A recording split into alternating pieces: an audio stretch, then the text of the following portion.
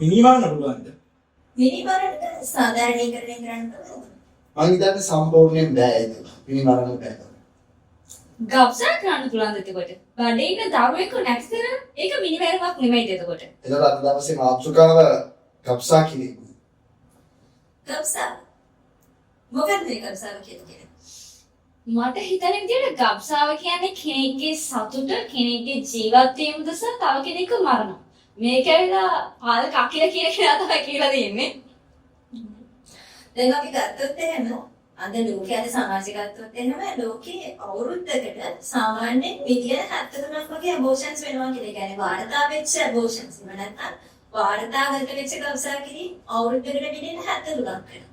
සහ ලංකාවේ ගත්තොත් එහෙම 2016 වාර්තාවකට අනුව තියෙනවා සාමාන්‍යයෙන් 2,40,000ක් වගේ අවුරුද්දකට වෙනවා. එතකොට හරියට මේ වෙනකොට වර්තමානයේ අපි ගාව හරියටම සංඛ්‍යාත්මකව නැති වුණාට 2016 තියෙන වාර්තාවක තියෙන සාමාන්‍යයෙන් 2,40,000ක් වගේ අවුරුද්දකට වෙනවා කියන්නේ. හැබැයි ඉතින් ලංකාවේ නීති අනුව නම් මේක ගබ්සා කිරීම තහනම්. ඒක මදවට ඒකට නීති රීතිත් තියෙනවා. ඒ කිව්වොත් දණ්ඩ නීති සංග්‍රහයේ 303 වගන්ති යටතේ එයාට පුළුවන් අවුරුදු 3ක් හිරේ දාන්න. ඒ විතරක් නෙමෙයි දරුවා දැන් ඉපදෙන ළඟ ඉද්දි මරනවා කියනකො. එතකොට අවුරුදු 7ක් හිරේ දාන්න පුළුවන්. එතකොට තව නීතියක් තියෙනවා දණ්ඩ නීති සංග්‍රහය 306 අනුව ඒ දරුවා ඒ කියන්නේ බඩේ ඉද්දිම මරන්න බෙහෙත් දීලා ඉපදෙද්දි මැරිලා ඉපදෙන්න නැත්නම් ඉපදුනාට පස්සේ මැරෙන්න ඒ වගේ දෙයක් කරොත් එයාව අවුරුදු 10කට හිරේ දාන්න පුළුවන්. ඉතින් ගබ්සාව කියන්නේ අනිකර මිනිහක්වත් නේ. පිළිවෙලම. මොකද දැන් සමහරක් වෙලාවට විද්‍යාත්මකව ගත්තොත් එහෙම ඒ කියන්නේ විද්‍යාත්මක දේවල් වල කියන කාරණයක් තමයි ගබ්සාව පළවෙනි මාස 3 ඇතුළත ඒව නැත්නම් පළවෙනි දින 100 ඇතුළත කියලා සමහරු කියනවා පළවෙනි සති 12 ඇතුළත මේ කාලය ඇතුළත ගබ්සාවක් කරු ප්‍රශ්නයක් නැහැ. එතන ජීවයක් නැහැ. මේක වරදක් නෙමෙයි කියන සමහරු කට්ටියක් ඉන්නවා. හැබැයි දැන් අපි ගත්තොත් එහෙම පළවෙනි මාස 3 කියන්නේ එතන ජීවය තියෙනවා. ජීවය නැත්තම් එතන වර්ධනයක් ඇති වෙන්න විදිහක් නැහැ. එතකොට පළවෙනි මාස 3 ඇතුළත වැටුවත් ප්‍රශ්නයක් නැහැ. ඊට පස්සේ වැටුවත් තමයි මිනිමරමක් වෙන්නේ කියලා අපිට කියන්න පුළුවන්. ඇත්තටම මම හිතනවා බෑ කියලා එක. මොකද ඒ කියන්නේ ජීවිතයක්. අපි ගොඩාක් දැන් මිනිස්සු ළමයි හදනවා. නැත්නම් ඒක ළමයි හදනවා ඒගොල්ලන්ගේ උමනාවට හදනවා. ඊට පස්සේ ඒගොල්ලන්ගේ උමනාවටම ඒ ළමයිව මාරනවා. ඉතින් එහෙම අවශ්‍ය නැත්නම් එහෙම කරන්නේ නැතුව ඉන්නවා. අත ගොඩාක් අය බැලුවොත් ඇත්තටම ගබ්සා කරනවා. අපේ ලංකාවේම කට්ටිය අපිට හැයිලා තියෙනවා. අපිට සමහර කට්ටියගේ දේවල් හැයිලා තියෙනවා. ඉතින් ඇත්තටම මේ මාස 3කට කලින් එයා ඒකට ජීවේ තියනවා කියලා මම අහලා තියෙනවා. දැන් බලද්දී ගබ්සාව කියන දේ වැඩිපුරම කතාවට ලක් වෙන කාරණාවක් නෙවෙයි. ඒ කියන්නේ මේක නීතියානුකූල දෙයක්වත් නෙවෙයිනේ. ඒත් මේ දේවල් වෙනවා. ඒ වෙන්නේ වැඩිපුරම බලද්දී විවාහ වෙච්ච කෙනෙක් අතර වෙන දෙයකට වඩා වැඩිපුරම වෙන්නේ මේ after all level මේ ගොඩක් තරුණ ළමයි අතර තමයි මේ ගොඩක් වෙන්නේ. සමහරවිට මේක ඒගොල්ලන්ට ඒ කියන්නේ අධ්‍යාපන දැනුමක් දෙන්නේ නැති නිසා වෙන්නත් පුළුවන් හරියාකාර මේ දේවල් ගැන. සාමාන්‍ය වාර්තා කිව්ව කාරණාවත් එක්ක 60%ක් වගේ වාර්තා වෙලා තියෙනවා. ඒ කියන්නේ unexpected. ඒ කියන්නේ තමන් කියන්නේ සැලසුම් නොකර සැලසුම් නොකර ගැනීම නිසා එයාලා සමහරවිට අබෝෂන් එකකට යන අවස්ථා තියෙනවා. නැත්නම් සාමාන්‍යයෙන් 29ක් වගේ කියලා කියනවා. ඒ කියන්නේ හරියට සේෆ් නැහැ. يعني අබෝෂන් එක ඒ කියන්නේ සේෆ් නැහැ කියන්නේ සාමාන්‍යයෙන් මේ එහෙම කරන එක ඇවිල්ලා එයාගේ ජීවිතේට හානියක් අනිත් කෙනාගේ ජීවිතේට හානියක් කියලා 29ක් කියන එක ගන්න කියන්නේ මුළු ඒ කියන්නේ සාමාන්‍ය කැප් ගැනීම වලින් 29ක්ම ඉවර වෙන්නේ ගබ්සාවකින්. ඊටම 100 දෙනෙක් කැප් ගැනීම වල ලකුණක් තියෙන 29ක්ම ගබ්සාවකින් තමයි අවසන් වෙන්නේ. එතකොට 61ක් තමයි unexpected. ඒ කියන්නේ යාලා බලාපොරොත්තු වෙන මික්ස් එකක් ගැනීම නිසා කරන දේවල් ඒක ඉතින් මාත් පිළිගන්න නැහැ. කිව්වොත් දැන් අවුරුදු 15ත් 24ත් වගේ කොටසක් තුතම ගොඩක්ම ගැප් ගැනීම දේවල් එන්නේ. සමහරවිට ඒගොල්ලෝ ළමයාව හදලා විසික් කරලා. නැත්නම් බඩේ ඉදිම මරන. නැත්නම් ওই වගේ මොකක්ම හරි දෙයක් කරනවා. ඒගොල්ලෝ නීති විරෝධීව දේවල් කරනවා.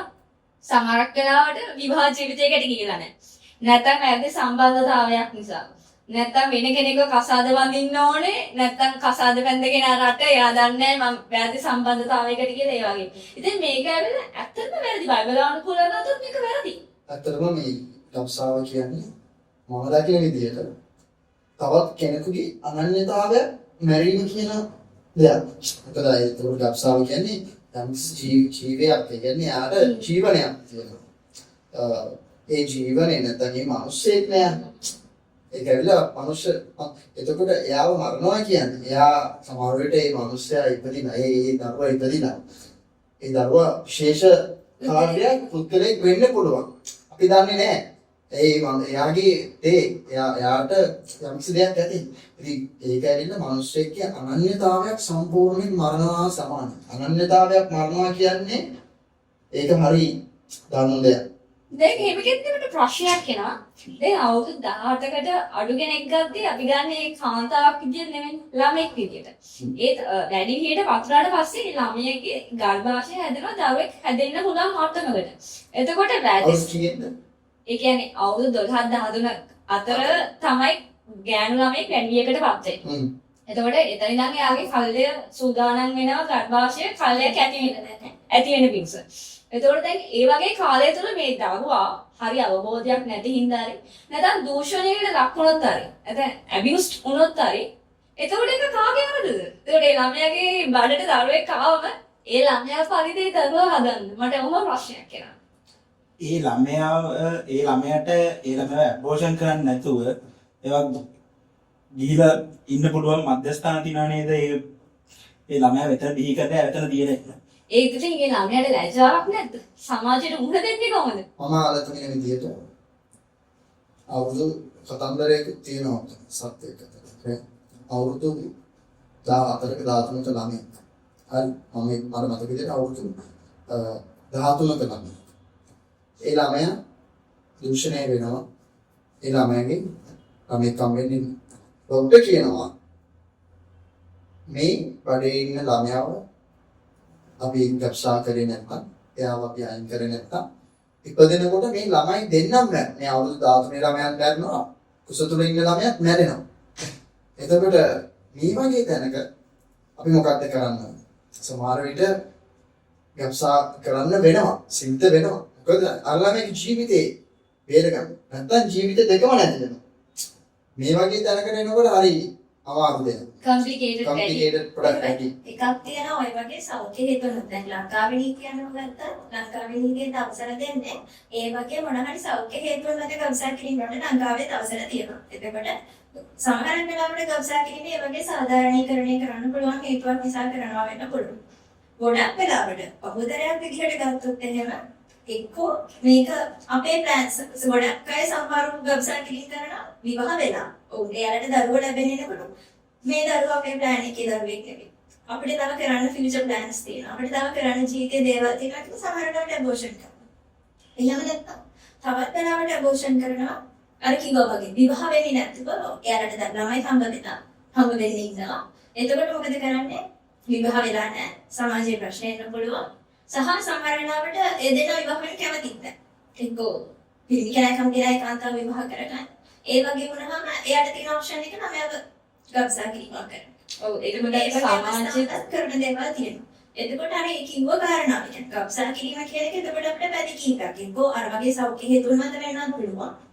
එක්කෝ කැමැත්තෙන් අපිට ළමෙක් ඕනේ කියලා නිකන් මේ ගබ්සා කිරීමට යන අවස්ථා තියෙනවා. එහෙම නැත්නම් අර කිව්වා වගේ එයාලා හිතන්නේ නැතුව ගත්ත එයාලගම තීරණ නිසා එයාලා හිතන්නේ නැතුව හරි දේ කරනවා වෙනුවට වැරදි තීරණ ගත්ත නිසා එයාලට ඒ දේ කරන්න සිද්ධ වෙන අවස්ථා තියෙනවා. දැන් ඔය කතාව වැඩිපුරම තියෙන්නේ දැන් විවාහ දෙන්නෙක් අතර ඔය තීරණ ඒගොල්ලෝ ගන්නවා ඒක ඇත්තටම වැරදි. ඒ කියන්නේ ඒගොල්ලන්ගේ ප්ලෑන්ස් අනුව එයාලට දරුවෙක් තීරණය ගන්න බෑ. දරුවෙක් කියන්නේ ස්වර්ගයෙන් ලැබෙන තෑග්ගයක් කියලා බයිබලයේ සඳහන් වෙනවානේ. දැන් ඒකට අනිත් පැත්තෙන් බලද්දී විවාහයට පෙර ඔය වගේ දේවල් සිද්ධ වෙනවානේ. දැන් ඔය ගැන කතා කරද්දී සමාජයත් ඒකට මුහුණ දෙන්න හරි අමාරුයි පිටරටක ප්‍රශ්න විභාග නෙමෙයි ලංකාවේ තියෙන්නේ. පිටරට නම් ඒක සාමාන්‍ය දෙයක්. ඒකට ළමයට ආරක්ෂාවක් තියෙන ලංකාව වගේ ගබ්දී ඒ ගෑල් ළමයින්ට වැඩිපුර කතා තමයි හදන්නේ. ඒකට ඒ ළමයාගේ ජීවිතේට එන ලැජ්ජාවත් එක්ක ළමයා එක්කෝ එයාම සිය දිනසා ගන්න බලනවා. නැත්තම් එයාට එන ලැජ්ජා වහගන්න එයා එක්කෝ අර ළමයා නැති කරලා දැන් මගේ ජීවිතේ වෙච්ච පෞද්ගලික කතාවක් මම නම් කියන්න නැතු මේ කතාව කියන්න. මම එතකොට මේ අවුරුදු මට 20යි. එතකොට මට කෝල් එකක් එනවා මගේ යාළුවෙක්ගේ එයාගේ යාළුවෙක් ප්‍රෙග්නන්ට් වෙලා. මාස 3යි ගෙදර කට්ටිය දන්නේ නැහැ. හරිද? ඒ ගර්ල් බුද්දිස්ට් බොයි මුස්ලිම්. බොයි කියනවලු මේක කරන්න විදියක් නෑ මම මුස්ලිම් අපේ ගෙදරින් මේකට කැමති නෑ කියලා. ඒකට ඒ ගර්ල් මට කෝල් කරලා කියලා දැන් ඒ ළමයා අඬලා එයාට කිව්වා කියලා. ඒකට මම කිව්වා හරි දැන් උඹලා මොකද කරන්නේ? නෑ ඒ ගෙදරින් ඇවිල්ලා දැන් ඒ ගර්ල් අරන් ඇවිල්ලා මේ බෝඩි එක තියෙන ඒ ගර්ල් බලාගන්න යන්නේ. මම කිව්වා නෑ ඒක කරන්න බෑ දැන් ඒක වැරදි. ඒකට ඒ ළමයාගේ බඩේ ඉන්න ළමයටත් ඒක හානියක්. ඒකට හරි අනන්‍යතාවයක් නෑ. ඒකට අම්මා තාත්තා තරහ වෙලා මේ ළමයට අනාගතයක් නෑ. දවස් 2ක් 3ක් මාස 3ක් ඔන්න බලාගෙන. ඊට පස්සේ ඒක යන බලාගෙන කවුද? ඒකට බඩේ ඉන්න ළමයට කවුද කියන්නේ? ඒකට මම කිව්වා නෑ. මොකක් වුණත් කමන්නේ ගෙදරට කියන්න. අම්මට කියන්න. ඊට පස්සේ වැඩි ඊට පස්සේ බලමු අපි. ඊට පස්සේ මෙයාලා බෑ බෑ කියලා කොහොම හරි මම කිව්වාට පස්සේ මැදිහත් වෙලා ඒ බෝයිටත් මම කතා කරා. ඒ බෝයි කියනවා නෑ බාර ගන්න බෑ කියලා. මම කිව්වා නෑ. ඔයා ඇවිල්ලා බෞද්ධ කියලා එක්ක මැරි ගන්න බෑ මොකටද එක්කන්නේ?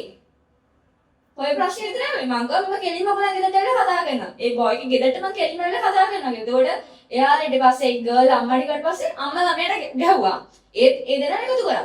ඒ කියන්නේ සමහරක් වෙලාවට අපි අම්මා මොනවා කියයිද තාත්තා මොකක් කියයිද මගේ නෑදෑයෝ මොකක්ද හිතයිද කියලා ඔයාම සමාජ මොකක්ද තයි කියලා හිතලා ඔයාම තීරණයකට යනවා. ඒ සමගට ඒක නෙමෙයි කරන්න ඕනේ. ඔයා විශ්වාසවන්ත කෙනෙක්ට ඉස්සරහම ඔක කියන්න ඕනේ ඔයාට හරි සොලියුෂන් එක ලැබෙන්නේ.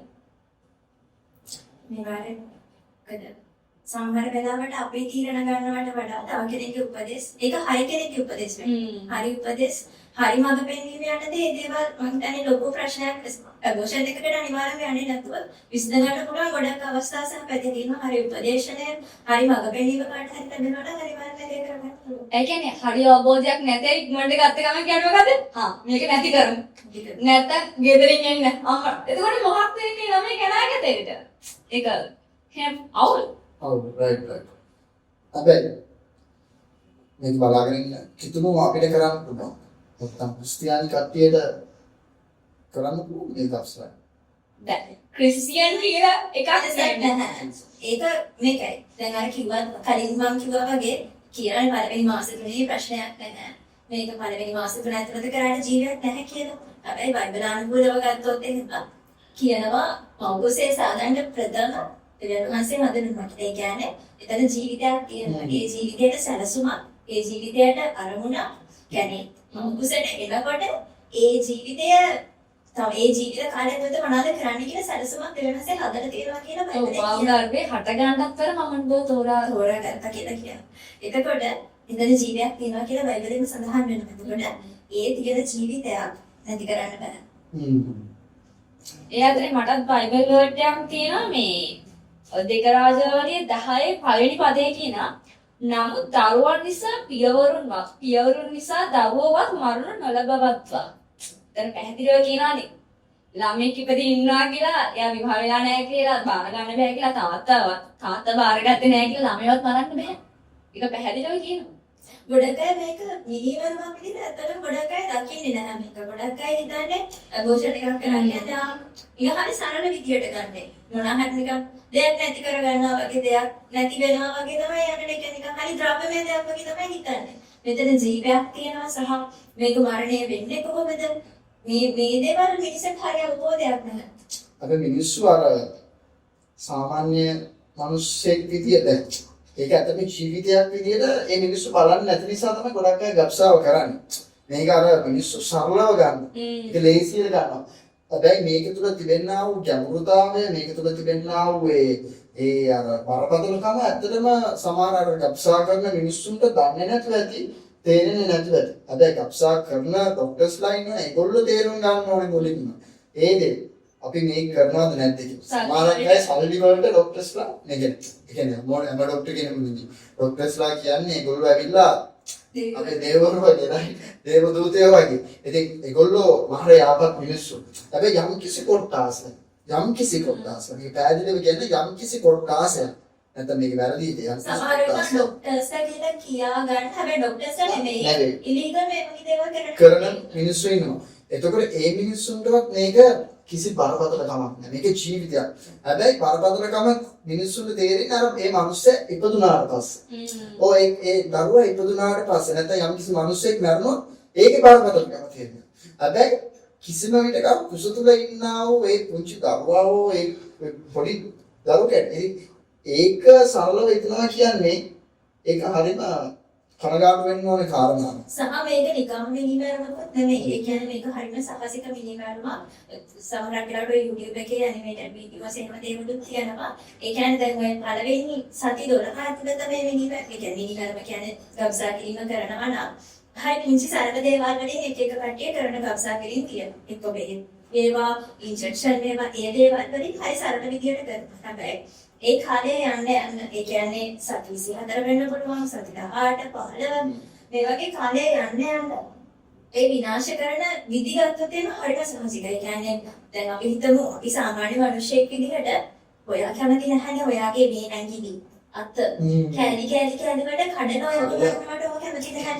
මිනිහෙක් විදිහට හැබැයි කුස තුල ඉන්න දරුවෙක් අර පුංචි ඇටවලට කඩලා, කියන්නේ ඇඟිලි කකුල් වෙනම කඩලා තමයි එළියට ගන්න. කියන්නේ සම්පූර්ණ දරුවා විනාශ කරලා එළියට ගන්න බැරි නිසා. ළමයා ලොකු වෙනවා. ඒකට ඒ වගේ කියන්නේ අපි ලොකු කෙනෙක්ට අපි දැන් අපි හිතමු අවුරුදු 25ක 30ක මිනිසෙකුට කරනවා නම් අපි කියන සාහසික විදියට මේක මරණ දාලා කියන කියලා. හැබැයි කුස තුළ මේ වගේ ඕනි තරම් ලෝකෙ තුළ කිව්වා වගේ අවුරුද්දට මිලියන 73ක් ගණන් වැද යුතු ඉලක්කමක් එතන. ඒ වගේ ප්‍රමාණයක් මේ විදිහට සාහසික විදිහට මරලා දානවා. එතකොට අපි කොහොමද කියන්නේ මේක සමාජයක් විදිහට දෙයක් කියලා කොහොමද කියන්නේ? ඕක කියද්දි මට බයිබල් වර්ඩයක් මතක් වුණා මේ ඉසාය 57:5. ඒකේ කියනවා ආලෝණ ගස් අතරින් සියලුම ගස් යටත් රාගෙන් දැවෙන්නා විටියාවත්තර පර්වත විබර යට දරුවන් මරන්නා වූ නුඹලා කැරලිකාරකමේ දරුවොත් බොරුකාර වංශයකුත් නොවේද කියලා. ඒ කියන්නේ දැන් පැහැදිලිව කියනවා. ඒගොල්ලෝ රාගයෙන් ඒගොල්ලන්ගේ රාගයට ඒගොල්ලෝ එකතු වෙලා දරුවෝ හදලා ඒගොල්ලෝ විනාශ කරන ඒගොල්ලෝ කැරලිකාරේ බොරුකාර වංශයක් නෙවෙයිද කියලා. ඒක ඒ තරම් අප්‍රසන්න දෙයක්. මෙහෙම දැන් අපි මිනිස්සෙක්ව මරුවොත් අපිට අනිත් පැත්තට අපි ගාව හරි මරුවොත් එයාගේ පොලේ කට්ටියට අපිම මරයි. මොනවා හරි ප්‍රශ්න වෙයි. ඒ අප්ප ගිරේ දායි. මොනවා හරි වෙයි. උඹලා දස පනතේ 6 වෙන පනතක් කියන්නේ මිනි නුඹරෝ. හැබැයි මිනිස්සු බරපතල විදියට ගන්නෙ නැහැ. ඒ පුංචි දරුවෙක්ට ආපස්සට ඇටැක් කරන්න යට කවුරුත් නැහැ. එයාව බලා ගන්න ඕනි අම්මා තාත්තා වේවා. එයාලම තමයි මරන්නේ. එතකොට ඒ ළමයා මේ විදියට සාහසික විදියට මරද්දී ඒ ළමයාට කියන්නේ මේ ලෝකේ ඉන්න මිනිස්සුන්ට අපි ගන්නකොට එයාලගේ යුක්තිය ඉෂ්ට කරන්න කියලා උද්ඝෝෂණය කරන්න හරි මිනිස්සු ඉන්නවා. හැබැයි කුස තුල ළමෙක්ව ඒ විදියට සාහසික විදියට මරද්දී කියන්නේ කිසිම යුක්තියක් නැතුව හරිම අසාධාරණ විදියට ජීවිතයක් නැති වෙන්නේ. ඒතකොට ඒ කියන්නේ සම්පූර්ණයෙන් මිනිමරනවා. ඒ කියන්නේ ජීවිතේට දෙනවසට පර්පස් එකක් ඇතිනේ. ඒක පව් සම්පූර්ණයෙන්ම කෙනෙකුගේ ජීවිතයක් අනාගතයක් අයුක්ති සහගත සාහසික විදියට පිළිසර ඇති කරගන්නවා. ඇති කරපුවා. දැන් මේ ගැන කතා කරද්දී අපි මේ හිතන්න ඕනේ දැන් විවාහයකට පස්සේ ඔයගොල්ලෝ කරන ඇත්තටම වැරදි. අනිත් එක විවාහයකට පෙර ඔයගලන්ට ওই වගේ දෙයක් වෙලා බබෙක් නැති කරන් ඉන්න කෙනෙක් හරි මේක බලන් ඉන්නා නම් විශේෂයෙන්ම කියන්න කැමති ආදිසි තීරණ කරුණා කරලා ගන්න එපා. හරියට කාගෙන් හරි උපදෙස් ගන්න හරි කෙනකින් හරි අවබෝධයක් තියෙන කෙනකින්. ඒ කියන්නේ සමහරකට ඔයගොල්ලෝ හිතන සොලියුෂන් එක නෙමෙයි ඔබට හරි සොලියුෂන් එක. ඒක මොකද ඒ දරුවන්ට බලා ගන්න ඕන තරම් මඩම් තියෙනවා. සමහරක් මේ විවාහ වෙච්ච අය ඉන්න ළමයි නැතුව පව් මේ මිනිස්සු අරන් හදා ගන්නවා ඒ දරුවන්ව. ඉතින් කවදාකවත් දරුවෙකව විනාශ කරන මානසික මට්ටමකට නම් එන්න එපා. මෙහෙමයි දරුවෝ නැති කරන්නේ ඒ දානදේ තමයි. දරුවෝ නැති කරා හරි අපි කියමු හරි එක ජීවිතයක් නැති කරා මෙතනින් ප්‍රශ්න ඉවරයි කියලා. හැබැයි ඒ විදිහට ඒ කියන්නේ අපි හිතමු නීතිගත නැහැ ලංකාවේ. නීතිගත නැති නිසාම වෙනත් අපිට තියෙන වෙන මධ්‍යස්ථානයක හරි මොන හරි කියන ගබ්සාව කරගන්න. එතකොට කිසිම ආරක්ෂිත පිළිවෙලක් නැහැ. සෞඛ්‍ය ආරක්ෂිත නැහැ. ඒක ඒ ගබ්සාව කරන අම්මට ඊට පස්සේ ප්‍රශ්නයක් වෙනවා. එකක් එයා රෝගී වෙනවා සහ දන්නේ නැහැ පාවිච්චි කරන උපකරණ කොච්චර දුරට සෞඛ්‍ය ආරක්ෂිතද කියලා.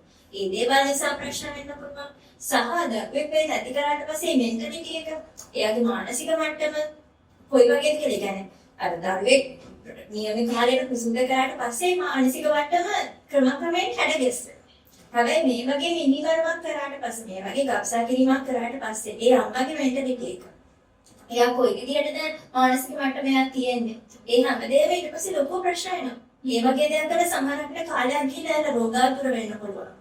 ඒ කියන්නේ සමහරට ඔය බෙහෙත් කියන ඒවාත් විසයින් වලට අනිවාර්යෙන් සයිඩ් ඉෆෙක්ට් අනිවාර්යෙන්ම තියෙනවා. ඒ කියන්නේ නිකන් නෝමල් දෙයකින් නෙවෙයිනේ ඒගොල්ලෝ ඒ දේවල් නැති කරන්නේ. සමහරක් බෙහෙත් නම් ඇත්තටම පස්ස වෙන්නත් පුළුවන් මේ දේවල්.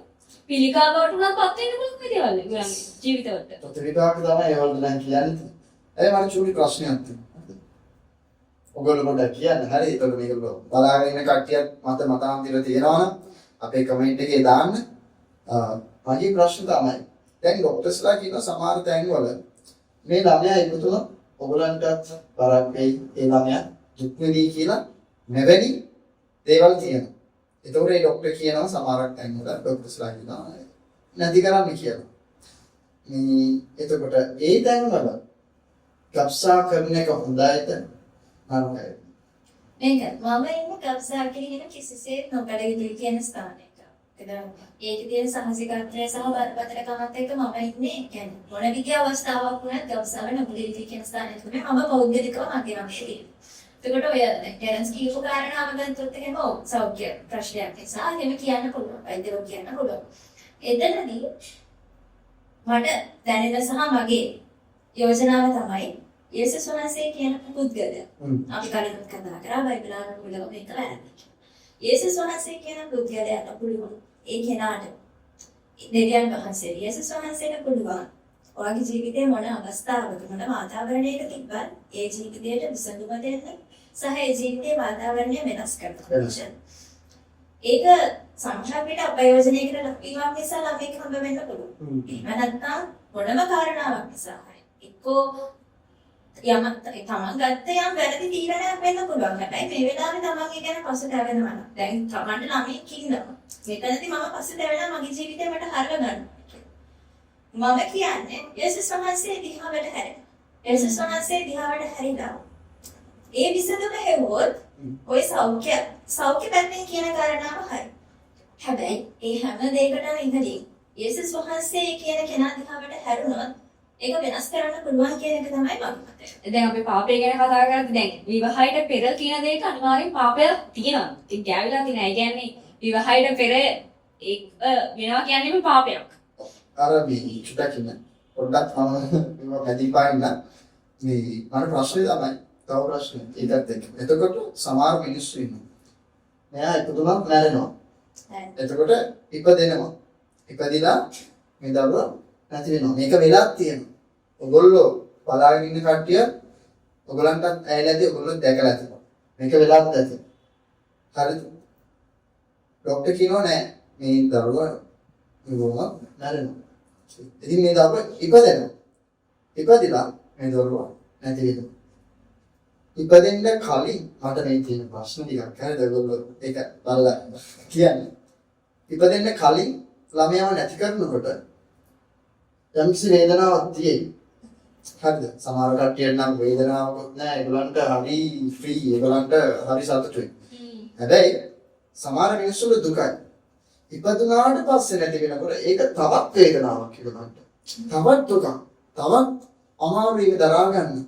ඒක මිනිස්සු සමහර විට මානසිකව වැටෙනවා. ඒ අම්මලා තාත්තලා මානසිකව වැටෙනවා. සමහර විට ඒ සම්බන්ධකම් කැඩිලා යන තරමට. ඒ කියන්නේ ඒ අස්පොණුයි වයිෆුයි එකතු ආයින්ට පස්සේ එකතු වෙන්නේ නැතුව කැඩිලා යන තරමට ඒ මිනිස්සු මානසිකව වැඩෙන තැන් තියෙනවා. හැබැයි දැන් ඕක බයිබල් අනුකූල ගතිය දාවිද්ගේ ජීවිතේ යාගේ කණින් ළමයා නැරෙනවා. මටත් ඒකම තමයි මතක. කරන්න දෙයක් නැහැ. ඒත් ඇවිල්ලා මොකක්ද කරේ ඊට පස්සේ අනාගතේ ඊතර ජීවිතය පටන් ගත්තා. එයාගේ දරුවන් ඒ කියන්නේ එයා මැරෙන්න ආසන්නයේදී ආ යාඥා කරලා ඉරාලා හිටියා. ඒත් ඊට පස්සේ මැරුණාට පස්සේ මොකද කියන්නේ? ආලා ඇවිල්ලා ඊට පස්සේ එයා ඊතර ටික කරායි. වයිෆ් එක එයා ඊතර දේ කරා. ඉතින් සමහරක් වෙලාවට අපේ ලයිෆ් එකේ තියෙන දේවල් අපිට කන්ට්‍රෝල් කරන්න පුළුවන් දේවල් නෙමෙයි. ඒත් ඒවයි කියලා අපි වෙනස්නේ පව කරන එක එකට හරි දෙන්නේ නෙමෙයි. හරි විසඳුම. එතකොට දැන් කිතුණුවෙන් කෝක කරා නම් යේසුස් වහන්සේ සමාව දෙයි. මෙහෙමයි දැන් අපි හිතමු දැන් කරපු කට්ටිය මේක බලන කට්ටිය ඇති. ගබ්සාව කරපු කට්ටිය බලනවා ඇති. ගබ්සාවක් කරන්න තීරණය කරලා මේක බලන කෙනෙක් වෙන්න පුළුවන්. එතකොට කරපු කෙනෙක්ට හිතනවා මම කරලා තියෙන දැන් මම ලොකු මිනිවරුමක් ගන්න තියෙන මම බාධාකාරී හැඟීමක් අනිවාර්යෙන් නැති වෙනවා දැන් අපි මේක කතා කරනවත් එක්ක. ඒකට අනිවාර්යෙන් සමාව තියෙනවා. යේසුස් වහන්සේ කුරුසේ ජීවිතේ පූජා කරේ හැම පාපයක් වැරදක් උදෙසාම තමයි. ඒ නිසා ඔයා ගබ්සා විතරක් නෙවෙයි. ඔයා නැත්තම් අර විවාහයට පෙර උනා දෙයක් කරත් ඔයාගේ මුළු හදවතින් උන්වහන්සේට බාර දීලා පසුතැවිලි වුණා නම් ඒ උන්වහන්සේ ඔයාට ඊට වඩා බ්ලෙසිංස් දීලා ඔයාව ආශිර්වාද ගන්න බලන්න. ඒ කියන්නේ දාවිද් කියන මිනිස්සයා ඒ තරම් හොඳ මිනිස්සෙක් නෙවෙයි. එයා මාර්ගයට පව කරා. ඒත් එයා දෙවියන් වහන්සේගේ ඉදිරියේ පසුතැවිලිලා ආයේ පාපේ කරේ නැහැ. ඒ නිසා තමයි බයිබලයේ දෙවියන් වහන්සේ දාවිදට කියන්නේ මාගේ හදවතට ප්‍රිය තැනැත්තා කියලා. ඉතින් දෙවියන් වහන්සේ අද දවසේ ඔයාලට කියන්න පුළුවන් ඔයා මගේ හදවතට ප්‍රිය තැනැත්තා කියලා. ඒකේ පසුතැවිලිමු. ඒ දේ කරා කියලා ආගේ ලයිෆ් එක එතනින් නවතින්නේ නැහැ. ඒකට අලුත් ආරම්භයක් ගන්න පුළුවන්. යේසුස් වහන්සේව පිළිගත්තොත්, යේසුස් වහන්සේ වෙතට ආවොත්, ඒ විසඳුම හැවුවොත් අනිවාර්යයෙන්ම ජීවිතේ රීස්ටාර්ට් එකක් කරන්න ඕනේ. පව්කාරයකට කවදාකවත් කොම් කරලා අත්හැරලා දාලා පාගලා දාන්න දෙවි කෙනෙක් නෙවෙයි අපිට ඉන්නේ. ඔයා මිනිමරුවක් කරා කියලා නොදැනුවත් ඔයා කරන්නේ නැති. හැබැයි ඔයා මිනිමරුවක් කරා කියලා ඔයාට එතනින් ගැලවෙන්න බැරි කමක් නැහැ. අනිවාර්යෙන් ගැලවෙන්න පුළුවන්. හැබැයි දැන් මේ දේවල් ගැන කතා කරද්දී දැන් විවාහයට පස්සේ ආගේ විවාහයට පෙර දේවල් ගැන ගොඩක් කතා බහට ලක් වෙනවා. කැම්පස් ලයිෆ් එකේ ළමයි නැත්නම් අවුරුදු 15වත් 21ත් අතර ළමයි ওই දේවල් සමහරක් කියනවා ඇබියුස්ඩ් වෙලා. දැන් මේ දේවල් ගැන මොකක්ද හිතන්නේ? සමහර වෙලාවට තාත්තා අතින් දුව නැත්නම් දන්නානේ කොහේ හරි යද්දී කවුරු සෙට් එක ගවලා රේප් කළා ළමයා. ඒතකොට මේ දේවල් වලට ඔබ මොකක්ද කියන්නේ? කියන්නේ මේ දේවල් තුළින් ළමයි ඉපදෙද්දී ඉන්න. එතකොට සමාජයේ ළමයා බලන්නේ වැරදි හැන්නේ. ඒ ළමයා කින්දේ පිළිගන්නේද? ඒ ළමයාට අනාගතයක් තියනවද? අන්න ඒක ඇවිල්ලා එක පැත්තකින් අන්න ඔය වගේ තැන් තමයි මම අන්නේ ඔය වගේ තැන් වලින් ගබ්සා කරන්න සිද්ධ වෙයි නේද? නැත්තම් ඒ ළමයාට මේ ලෝකෙන් අනන්‍යතාවයක් ලැබෙයිද? පෞද්ගලික අනන්‍යතාවයක් තියෙයි. ලෝකයෙන් ඒ ළමයාට අනාගතයක් හොද කියන්නේ මේක ලොකු මේ එක අන්තිමට යාට කසාද වදිනවත් ප්‍රශ්නයක් එන්න පුළුවන් නේද ඒ ළමයාට? ඔව්. සමාජයේ වැදේ ප්‍රශ්න ටික තියෙනවා. මොකද ඒ කියන්නේ දැන් ලංකාව වගේ නොදිගුණ රටවලට ගොඩක් වෙලාවට ওই වගේ ප්‍රශ්න තියෙනවා. ආසියාතික පැත්ත වෙන්න පුළුවන්. ඒ වගේ ඒ කියන්නේ එකක් අපේ මානසික මට්ටම හැදෙන්න ඕනේ තැනක් තියෙනවා. අපි සමාජීය වශයෙන් අපි යන්න ඕනේ තැනක් තියෙනවා. ඒ කියන්නේ අපි ඒ කෝණයෙන් අපි හැමදාම බලනවා නම් මෙයා කලින් ප්‍රෙග්නන්ට් වෙච්ච කෙනෙක්. ඒ ළමයා ඕන දේ කරගෙන මේ කොහොමද දන්නේ. එහෙම එක කතා බහක් ඇති වෙනවා නම් ලංකාව වගේ සමාජයක ගත්තොත් ඇති වෙනකොට එක පැත්තෙන් අනිවාර්යෙන් තියෙන සමාජීය පැත්තෙන් ප්‍රශ්න එන නිසා අනිවාර්යෙන් සමාජයේ හැදෙන්න ඕනේ දැන් කීපයක් තියෙනවා අනිවාර්යෙන්. හැබැයි සමාජීය ප්‍රශ්න තියෙනවා කියලා.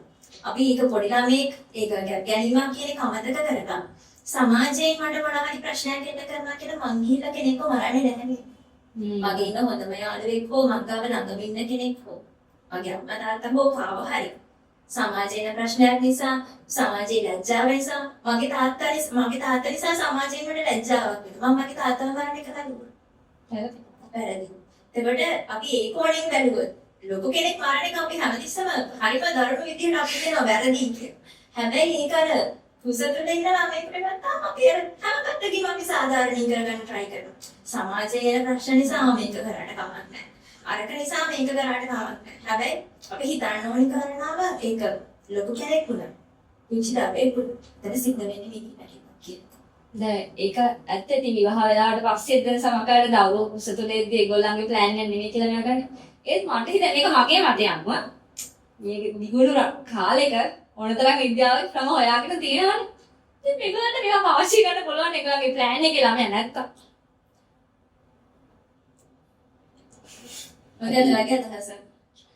ඒක තමයි මගේ මාත් හිතුවේ ගබ්සා වැරදි නම් උපපාලන ක්‍රම හරිද වැරදිද? ඒක අපි කතා කරන්න ඕනේ මාතෘකාවක් මම හිතන්නේ. වත් පාලනය පරිදවතුන්ක කියන එක. නමුත් මගේ මතය අනුව නම් ළමෙක් බඩට ආවට කියන්නේ මගේ මතය අනුව බයිබල් අනුකූල දෙයක් නෙමෙයි මේක මගේ මතය අනුව කොසෙට ඒ ආපු දරුවා එක මරණ එක මිනිමරණයක් නේ. ඊට වඩා හොඳ නැද්ද බඩට ඉන්න කලින්ම ඒ දේවල් කන්ට්‍රෝල් කරන එක. පත්පාලනය කියන ගොඩක් අය කන්ට්‍රෝල් කරනවා. ඒගොල්ලෝ පත්පාලනය කරන්නේ අනිත් එක ඒගොල්ලන්ගේ ආර්ථිකය නිසානේ. සමහරවිට මේ දැන් යන ලෝකේට අනුව දැන් යන කට්ටිය ගොඩාක් ඒ පත්පාලනය කරන්නේ දරුවෝ අඩුම 2යි 3යි ඔය උතන තමයි. මොකද මේ සමහරක් කට්ටිය ඉන්නවා. මම කියන්නේ ඒ පත්පාලනය කියන්නේ ඒගොල්ලන්ගේ ආර්ථිකය කළමනාකරණය කරගන්න ඕන නිසා ආර්ථිකය කළමනාකරණය කරගන්න ඕන නිසා අපි උපත් පාලන ක්‍රමය පාවිච්චි කරනවා. එතකොට හැබැයි ඉතින් ලංකාව වගේ රටක එක්කෙනෙක් දෙන්නෙක්ව බලාගන්න එක අමාරුයි තමයි. අන්න ඒක තමයි ගොඩක් මිනිස්සු කියන්නේ. ඒක නිසා තමයි අපි දරුවෝ හදන්නේ නැත්තේ කියන එක කියන්නේ. හැබැයි මගේ මතේ නම් මගේ පෞද්ගලික මතේ නම් මම බයිබලෙත් විශ්වාස කරන නිසා මම ඒක උපත් පාලන ක්‍රමයට මම එකඟ වෙන්නේ. මොකද මේ දෙගන්නිස කියලා තියෙනවා මේ අපේ වංශය වැඩි කරන්න කියලා. සහ දරුවෝ නම් දෙවෙනසෙකට තිරණයක් කියලා. ඉතින් මං කියන්නේ අංගේ ප්ලෑන් එකේ නැත්තම් මං ඒකේ පස්සේ ළමයා බඩට ආර්ථිකය නිසා ආර්ථිකය තියෙනවා.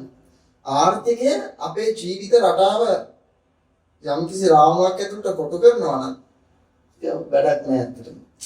එහෙනම් අපි දැනගන්න ඕන මුලින් එහෙනම් ආර්ථිකයට අක්කාලා ගොඩනගා අපේ ජීවිතයේ ආර්ථිකය කවදාවත් මම කියන්නේ සල්ලි නිසානේ දැන් යමෙද ඔතනින් කරකලන්නේ සල්ලි නිසා අපි ළමයි හදන්නේ නැති වෙනවා. සල්ලි අපිව පාලනය කරන්න නරක. මුදල් අපිව පාලනය කරන්න නරක. අපි තමයි මුදල් පාලනය කරන්නේ. අන්න ඒක අපි ඔළුවේ ඇඳලාම තියාගන්න. ගොඩාක් මිනිස්සු ඇවිල්ලා මුදල් තමයි මිනිස්සුන්ව පාලනය කරන්නේ. සමහරවිට බලන් ඉන්න කට්ටියවත් එහෙම. හැබැයි මුදල් එයාව පාලනය කරන්න දෙන්නේ නැහැ. මුදල් පාලනය කරන නිසා තමයි ගොඩක් අය මම හිතන්නේ ඒ අර ඒ දේ තුල ඒ සීමාව තුල ඉන්නේ. සමහර ප්ලෑන්ස් වල ළමයි නැහැ කියලා කියන්නේ අපිට සල්ලි හොයන්න අපේ එන්ජොයි කරන්න ඕනේ ලයිෆ් එක එන්ජොයි කරන්න ඕනේ. ඔය ආර්ථිකය කියන්නේ එතනට එන ඔය ප්ලෑන්ස් වල තමයි ප්ලෑන් කියලා. හැබැයි ඕකත් එක්කම සමගට ඒගොල්ලෝ එකපාරක් ළමයි නැති කරලා පස්සේ සමගට වෙන්නේ ජීවිත කාලෙම සමගට ළමයිට දුක් විඳින මිනිස්සුත් ඉන්නවා. සමහර කට්ටියට ළමයි කියන දේ ඒගොල්ලන්ට නෑ. හැබැයි ඒගොල්ලන්ට ඒක හරි වටිනවා. සමහර අයට ළමයි විඳලා ඒ ළමයා වටින්නේ නෑ. සමහරවිට ඒගොල්ලෝ එකපාරක් කරපු වැරද්දක් නිසා ජීවිත කාලෙම පසුතැවෙන මිනිස්සුත් ඉන්නවා. ඒ වගේ වෙන තරම් අවස්ථා. එතකොට අර පත් පාලනය ක්‍රමයේ මගේ මතය. ඒක වැරදිද? වැරදි. මගේ මතය. ඒක එතකොට ළමෙක් බඩට ආවට පස්සේ මරණ එකට වඩා අරක හොඳ නැද්ද? ඒ කියන්නේ නවත්ත ගන්න එකද? ඔව්. මන්නම් කියන්නේ දෙකක් දෙපැත්තක් තියෙනවා. දෙකක් තියෙනවා. අපිට එක තැනකට ඉන්න බෑ. මගේ පෞද්ගලික මතය නම් උනාට ළමයෙක් එපා නම් කරුණා කරලා ළමයාව හදලා මරන්නට වඩා හොඳයි ඔයගොල්ලන්ට මේ තාක්ෂණයේ දියුණුවයි ඒ දේවල් පාවිච්චි කරන්න. ඒ ළමයාව මරන්න නැතුව. දැන් මේක වැරදියට හිතන්න එපා. මේක වීඩියෝ එක බලන කට්ටිය ඔයගොල්ලන්ගේ කමෙන්ට්ස් දාන්න ඔයගොල්ලන්ගේ මත ඒවා දාන්න ප්‍රශ්නයක් නැහැ. අපිට ඒ ගැන සාකච්ඡා කරන්න පුළුවන් අපිට ගොඩාක්. මේ පර්සනල් දානවා වැඩිය හොඳයි. ඔයගොල්ලෝ කෙලින්ම කමෙන්ට් එකේම දාන එක යහපත්යක්. ඒතර අපිට හැමෝටම බලන්නත් පුළුවන්, හැමෝටම මේක තේරුම් ගන්නත් පුළුවන්. පළවෙනි දේ තමයි අපි විවෘතව කතා කරොත් මේක හරියට අල්ලගන්න. ඒකට අදාළ දේවල් තියෙනවා. කොන්ඩම්ස් යූස් කරන්න පුළුවන්. ඔයගොල්ලන්ට ඒක කරන්න ඕන. හැබැයි අර ළමයාව අදලා මරන්න යන්න එපා. මොලයක් දීලා තියෙනවා. හැමෝටම මොලයක් තියෙනවා. හැමෝටම ප්‍රඥාවක් දීලා තියෙනවා. ඒක පොඩි සාමාන්‍ය දැනීමක් මේවා. එබැයි මේක බයිබල් අනුකූලව නෙමෙයි අපි කියන්නේ අපේ පෞද්ගලික මතයක් විතරයි. පෞද්ගලික මත. මේක අපි පෞද්ගලික මත. මේ බයිබලේ ගාවගෙන සමහරක් අය ඒව නෙමෙයි. අපි බයිබලයෙන් අපි කරුණු පැහැදිලි කරන අතරම ගබ්සාව වැරදි. කාරණාවට. බයිබලේ නම් ඒක සම්පූර්ණ සම්පූර්ණ වැරදි. ඒ බයිබල් අනුකූලව අරකට වැරදි තමයි මට හිතෙන විදියට. බයිබල් ඒක අනුකූලව අපි සාකච්ඡා කළ යුතු මාතෘකාවක් මම හිතන්නේ. ඒක ගැන කතා කරද්දී මට පොඩි ප්‍රශ්නයක් තියෙනවා. දැන් ඔය උපත් පාලන ක්‍රමවල එක දෙයක් තියෙනවා නේද? ඒ කියන්නේ සාමාන්‍ය ඩිංගික එකතු වුණාන් පස්සේ ඊළඟ දවසේ තමන්ට ෂුවර් එකක් නැත්තම් ඒ බොන්න මේ බෙහෙත් තියෙනවා නේද? ඒතකොට ඒක ගබ්සාවක්ද ඒක වැරදිද? අරක වැරදි නැත්තම්. ඒක තමයි අපි ටිකක් රිසර්ච් කරලා අපි මේකට හොයලා අපි මම හිතන්නේ ඊගාවට අපිට මේ ගැන කතා කරන්න පාලනය හරියද වැරදිද කියන කාරණා. මම හිතන්නේ අපිට කමෙන්ට් සෙක්ෂන් එකේ තෝරන තරම් අපිට දෙයි උපදෙස් දෙයි සහ මේ ගැන අපි බලාපොරොත්තු වෙනවා. කට්ටිය කියයි. අපි බලාපොරොත්තු වෙනවා ඒ කමෙන්ට් එක අනිවාර්යෙන්ම. හැබැයි දරුවෙක් කියන්නේ විවාහයක් කියන්නේ ගිවිසුමක් ඇතුලේ තමයි ගමන් කරන්නේ. එතකොට ඒක ජීවිතයක් මරණ තත්ත්වෙට නම් ඔයගොල්ලෝ ඉන්න එපා. විවාහයකට පෙර ඔයගොල්ලෝ ගිවිසුමෙන් පිට එහෙම දෙයක් වුණත් කරුණා කරලා මරණයක් සිදු කරන්න එපා. කිව්වා වගේ සැරෙන් සැරේටම එකම දේ මතක් කරන්නේ ඒ ජීවිතේට අනාගතයක් තියෙනවා. yes දැන් ඇත්තටම කිව්වොත් මගේ මිනිස්සු ජීවිතේ කාරණාවක් තියෙනවා. දැන් අර වෛද්‍යවරුගේ කතාව කියද්දි මම අපේ අම්මගේ බඩේදී අපේ අම්මට බඩ දිලා තිබෙනවා. ඒක අම්මා හිතලා තියෙන නෝමල් කැක්කමක් තමයි කියලා. එතකොට බඩට මාස 5යි ඇපෙන්ඩික්ස් ගෙඩිය පුපුරන්න ඔන්න වෙන්න. පණුව පිළිලා මේ ගෙඩියේ. දැන් ડોක්ටර් කියලා දිනා ළමයාව බේර ගන්න බෑ. එක්ක අම්මාව බේර ගන්න බෑ. දෙකකින් එකයි බේර ගන්න බෑ. දැන් එදා අපේ අම්මට යේසුස් වහන්සේ කෙනෙක් කියන විශ්වාස කරන්න නැතුව බබාව නැති කරන්න කියන තිබ්බා. ඒ කියන්නේ අම්මට ජීවත් වෙන්න ඕනේ මේ ගෙඩිය නැති කරන්න කියලා. ඒත් යේසුස් වහන්සේ විශ්වාස කරා. එදා ඒක මාසෙ දෙක හිටපු ලොකුම ડોක්ටර් තමයි අපේ අම්මගේ ඔපරේෂන් එක කරලා තියෙන ડોක්ටර්ස්ලා 3 දෙනෙක් හිටියලු දවස්වත් එක ඔක්කොම මම ජීවිත අද ජීවත් වෙනවා. එදා ඇවිල්ලා මාසෙ 5යි ඒක ඔපරේෂන් කරන්න බෑ. හරි අමාරුයි. පණු ගෙඩියක් කියන්නේ ලොකු ගෙඩියක් උපරන්න ඔන්න වෙන්න තියෙදි බඩට මාස 5යි නේද? ඒක බබාට ජීවිත විනාශයක් කියලා තමයි ડોක්ටර්ස්ලා කියන්නේ. ඒ සමාජයට විද්‍යාත්මක අපිට කරන්න බැරි දේවල් යේසුස් කියන චරිතයට කරන්න පුළුවන්. මේක මගේ ජීවිතේ වෙච්ච දෙයක්. ඇත්තටම එදා එයා යේසුස් වහන්සේ කියන චරිතය පිළිගන්න තිබ්බේ නැත්තම් මේෂා කියලා කෙනෙක් හද නැහැ. එදාම නැහැ අම්මගේ බඩේ මාස 5ක් තියෙදි ඇපෙන්ඩික්ස් ගෙඩියත් එක මේෂා තේමම ගිහිල්ලා. ඒ දෙවියන් වහන්සේ මගෙන් පර්පස් එකක් තිබ්බා. අම්මා යේසුස් වහන්සේ විශ්වාස කළා. ඒ නිසා මම අද ජීවත් වෙනවා. ඒක අපේ මගේ ජීවිතේට වෙච්ච ලොකු ආස්කමක්.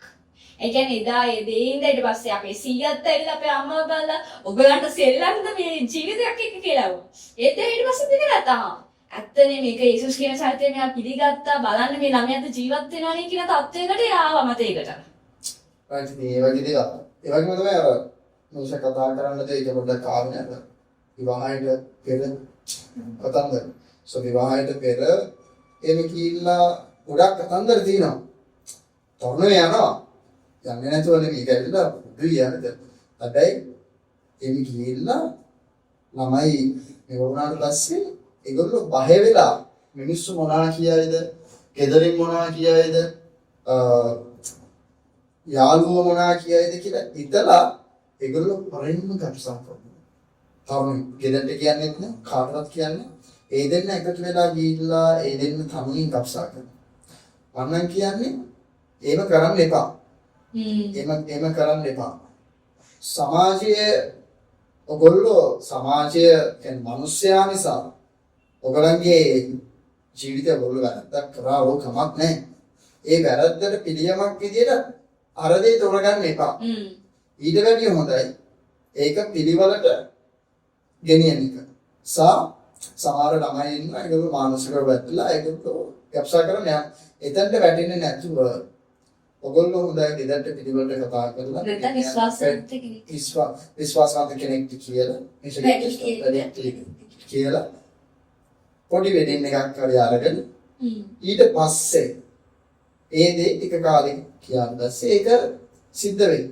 right මම කියන්නේ ගබ්සා කරන්න යන්න එපා. දැන් මටත් අර ඔප්ෂන් තියෙනවා. මගේ යාළුවා අරම කියද්දි අරගොල්ලෝ එහෙම කියද්දි මටත් කටාගෙන ඉන්න තිබ්බා. ඒත් මම මේ දේට සමාජයට සපෝට් කරේ නේ. ඒ දෙවියන්වහන්සේගේ වචනය අනුව ඒක වැරදි. ඒ මන්දර සමහරක් වෙලාවට ඔයගොල්ලෝ උපදෙස් ගන්න කාගෙන්ද කියලාත් මම ආයෙයි කියලා හරියට පරිස්සම් වෙනවා. දැන් ඒ වැරදි තියෙන එදා යා ගත්තා නම් අදේ ළමයාත් එක්ක ළමයා අසරණ වෙලා ඉන්නවා. ළමයෙක් එක්ක ළමයෙක් අසරණ වෙනවා. ඉතින් ඒ වගේම තමයි අර පාස්ටර්ගේ නම මොකක්ද මට හරියට පාස්ටර්ගේ නම මතක නෑ. දෙකයි කකුල් දෙක. Pastor pastor Nick. ඉතින් ඒ පාස්ටර් නික් වගේ දරුවෝ ඉපදෙන ડોක්ටර්ස්ලා කියනවා මම හිතන්නේ වේලාසනේ.